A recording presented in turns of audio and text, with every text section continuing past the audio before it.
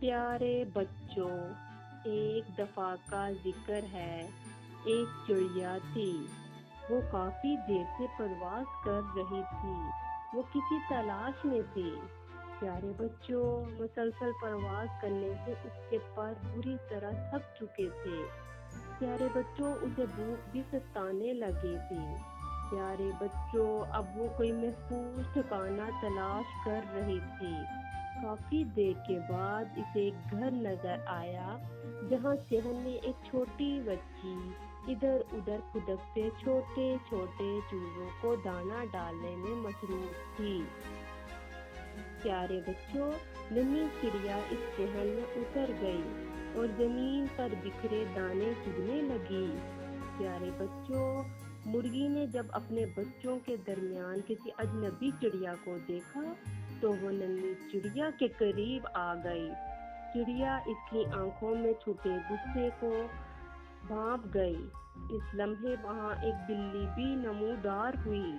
پیارے بچوں، مرغی اور بلی دونوں چڑیا کو ایسے دیکھ رہے تھے جیسے کوئی فتح حاصل کر لی ہو۔ ننھی چڑیا دونوں کے ارادوں کو سمجھ چکی تھی۔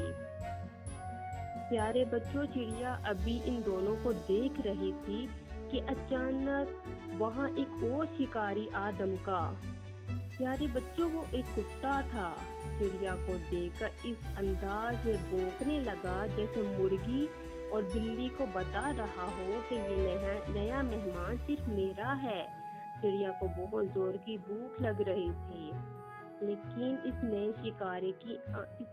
شکاری کی آمد پر اور زیادہ گھبرا گئی۔ پیارے بچوں، کتا اب چڑیا کے اتنے قریب آ چکا تھا، چڑیا کو فوراً کوئی محفوظ جگہ تلاش کرنی تھی۔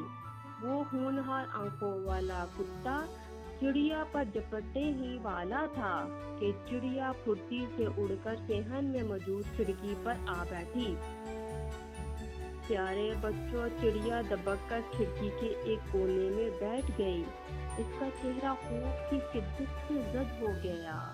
اس نے سوچا اگر یہ کھڑکی اس نظر نہ آتی تو شاید اب تک وہ ہونہار آنکھوں والے کتے کے معدے میں ہوتی۔ وقت کے ساتھ ساتھ خوف بھی بڑھتا جا رہا تھا۔ چڑیا دل سے اللہ سے دعا مانگ رہی تھی کہ اسے اس مصیبت سے چھٹکارا مل جائے تاکہ وہ آرام سے وہاں زمین پر پڑا ہوا دانا کھا سکے۔ پیارے بچوں، بھوکی چڑیا اپنی قسمت کے بارے میں سوچنے لگی۔ کاش وہ چڑیا نہ ہوتی بلکہ انسان ہوتی، کوئی اسے اپنا نوالا تو نہ بناتا، اسے ہر وقت اپنی جان بچانے کے لیے دوسرے خونخوار جانوروں سے اپنی حفاظت تو نہ کرنی پڑتی، آرام سے چین کی زندگی بسر کرتی، کوئی کتا یا بلی اسے کھانے تو نہ آتا اور نہ وہ آج بھوکی پیاسی اس طرح خوف میں رات کاٹ رہی ہوتی۔ پیارے بچوں، وہ رات واقعی ہی بہت دہشت ناک تھی۔ اس نے اپنا سر باہر نکال کر نیچے کا جائزہ لیا۔ پیارے بچوں، وہ ہونہار کتا ابھی تک اپنے شکار کی طاق میں بیٹھا تھا۔ اگلی صبح پیارے بچوں، بھوکی چڑیا نے ایک نظر نیچے ڈالی، وہاں اب کوئی شکاری نہ تھا۔ اچانک ایک چھوٹی بچی کھڑکی کے قریب آئی۔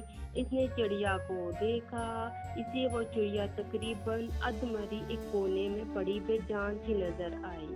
پیارے بچوں، بچی نے اپنے ہاتھ کی انگلی سے چڑیا کو چھوا تو اسے احساس ہوا کہ چڑیا زندہ ہے۔ اب چڑیا کا دل خوف سے ڈوب رہا تھا کہ نہ جانے وہ بچی اس کے ساتھ کیا سلوک کرنے والی تھی۔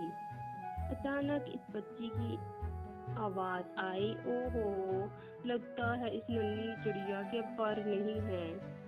یہ سننے کی دیر ہی تھی کہ ایک لفظ چڑیا کے ذہن میں جیسے اٹک گیا ہو۔